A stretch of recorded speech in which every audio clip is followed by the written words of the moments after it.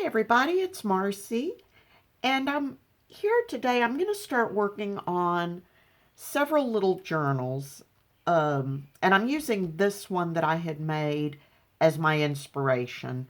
This one I made using a 6x9 envelope, and I've got some decoupage napkin on the cover, just lightly decorated because I basically made it as sort of a list journal, just a note journal. Stuck some little papers in there, but it's not embellished at all. Just a place for me to keep some notes with a few pretty things to look at. And the ones so that's my inspiration. I really liked the way that came out. I use it all the time. I like the size because it'll fit right in my purse. Actually, I have one, I don't use this one in my purse. I keep this one on my desk, but I've got another one that I keep in my purse all the time. So, I'm going to show you how I do that. And these are going to be different, but the cover will be very similar. So the first thing I'm going to do is, my envelopes have these metal closures on them, so I'm going to pull that off, and I'm going to pull off this little cardboard reinforcement, and I'm going to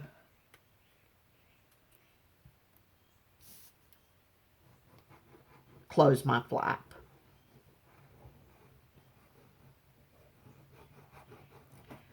So I hope everybody's doing well today. The last video I made, I'm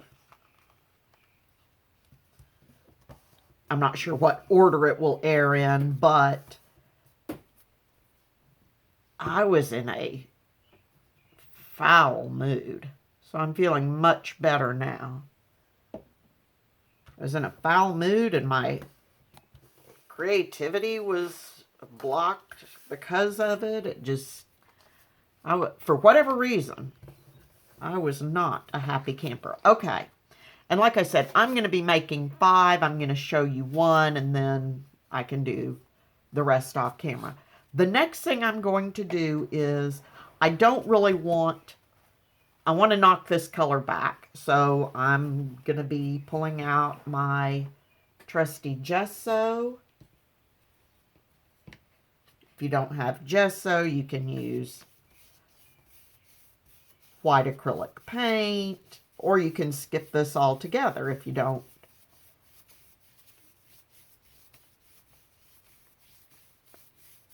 mind the color.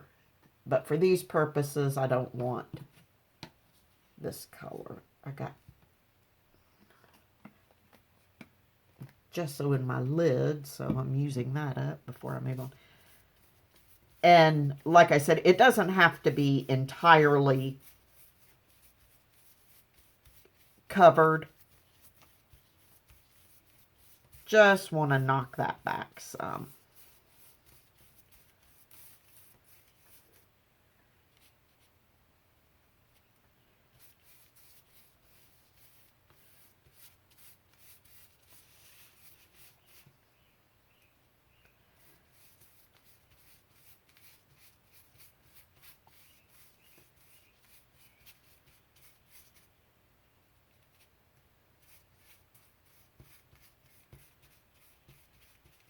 Okay, so you're getting the idea.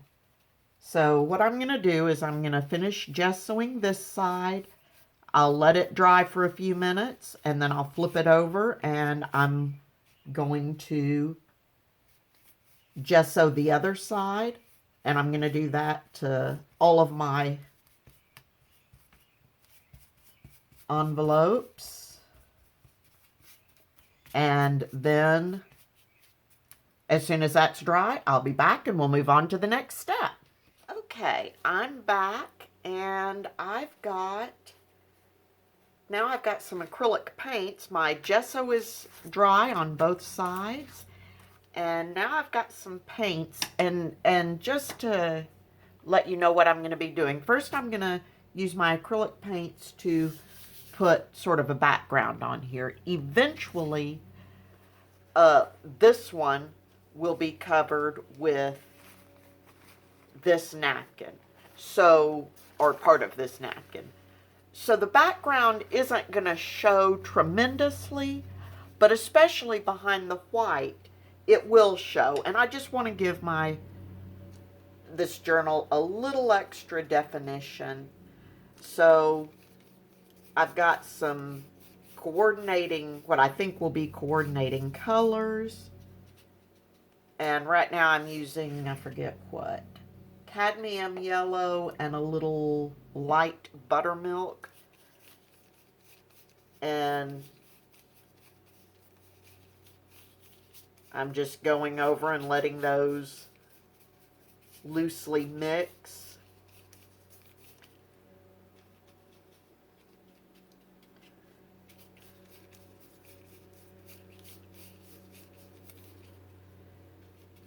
And I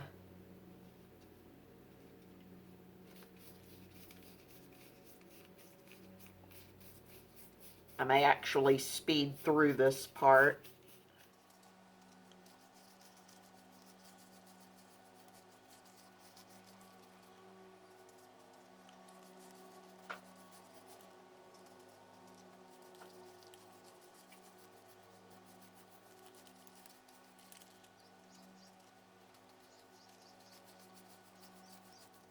Okay. So that side is pretty good. Now on what will be the inside of my journal, I want some paint at least around the edges. I'm sure I will have an inside paper to this, but I at least want paint at the edges where the paper may not completely cover.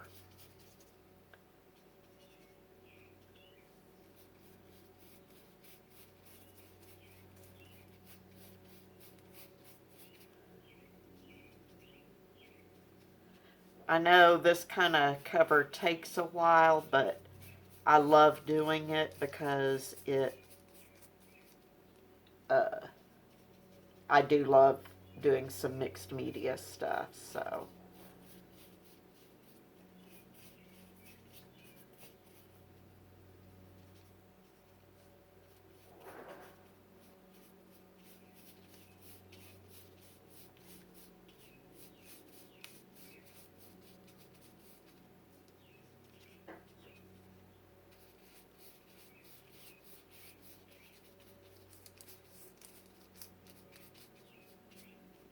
Okay, so I have paint around my edges, so that will be good. Now I'm going to flip this back over real quick, and I'm going to come back in a couple of spots,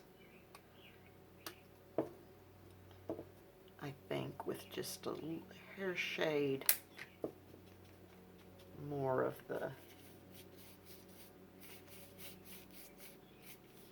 buttermilk.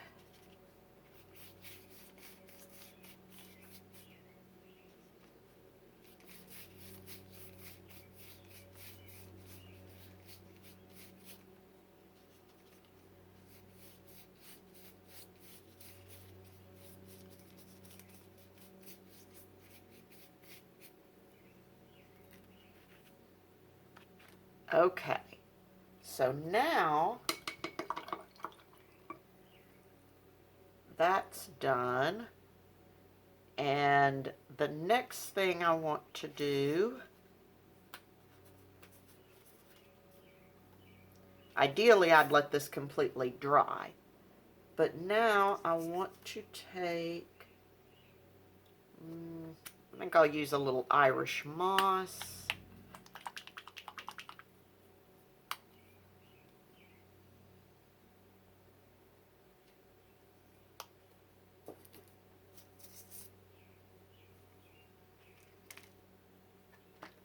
And I'll grab stencil brush. You can use anything for this. I just happen to have some stencil brushes. And I'm just lightly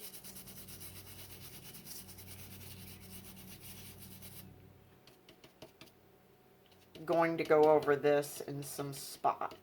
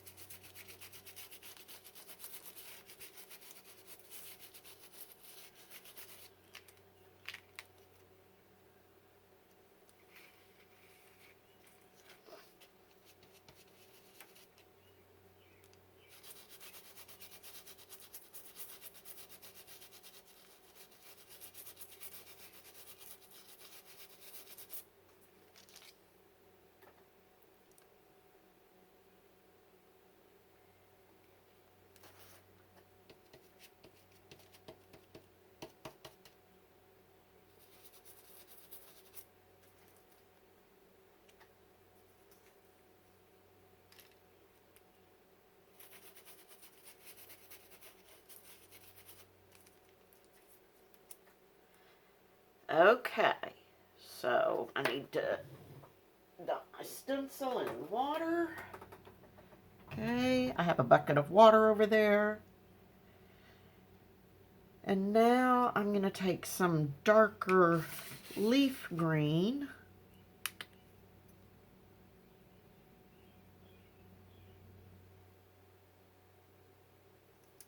And I'm going to take my really fancy toilet paper roll.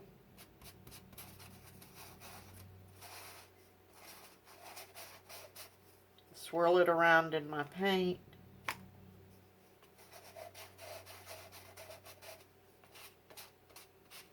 And make some circles. Again, I'm just kind of adding some texture.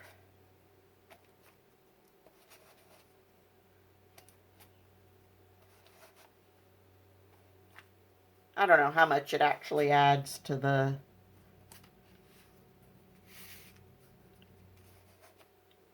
final journal cover, but I enjoy doing it. Okay.